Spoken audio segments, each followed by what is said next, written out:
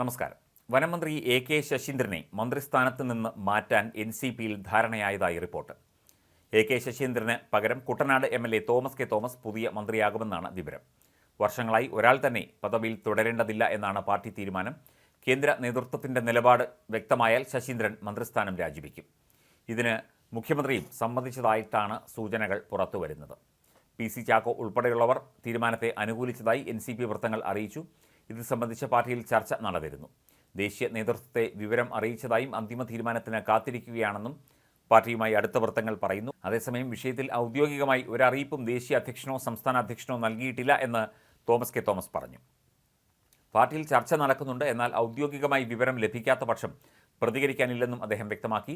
NCPയിലെ 2 MLAമാരും 2.5 വർഷം വീതം മന്ത്രിസ്ഥാനം പങ്കിടണമെന്ന് 2021 തെരഞ്ഞെടുപ്പിന് ശേഷം തോമസ് കെ തോമസ് ആവശ്യപ്പെട്ടെങ്കിലും അംഗീകരിക്കപ്പെട്ടിരുന്നില്ല.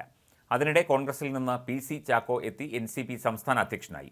മന്ത്രിസ്ഥാനം പങ്കുവയ്ക്കുന്നതിനെക്കുറിച്ച് കരാറൊന്നുമില്ലെന്നായിരുന്നു നേരത്തെ ചാക്കോയുടെ നിലപാട്. എന്നാൽ ഇക്കാര്യത്തിൽ തോമസ് കെ തോമസ് അസംതൃപ്തനായിരുന്നു.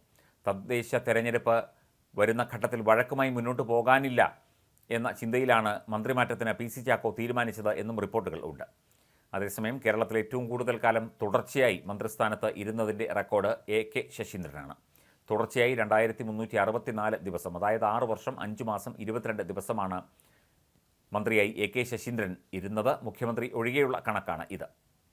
രണ്ടാം അച്യുത മേനോൻ സർക്കാരിൽ ബേബി ജോൺ, കെ ഔക്കാദർ കുട്ടിനഹ, NK ബാലകൃഷ്ണൻ 3 പേരും 1970 ഒക്ടോബർ 4 മുതൽ 1977 മാർച്ച് 25 വരെ 2364 ദിവസം മന്ത്രിമാരായി ഇരുന്നിരുന്നു. ഇവർക്ക് ഒപ്പം എത്തിയിരിക്കുകയാണ് കെ ശശീന്ദ്രൻ. 2018 ഫെബ്രുവരി 1 മുതൽ ശശീന്ദ്രൻ തുടർച്ചയായി മന്ത്രിയാണ്.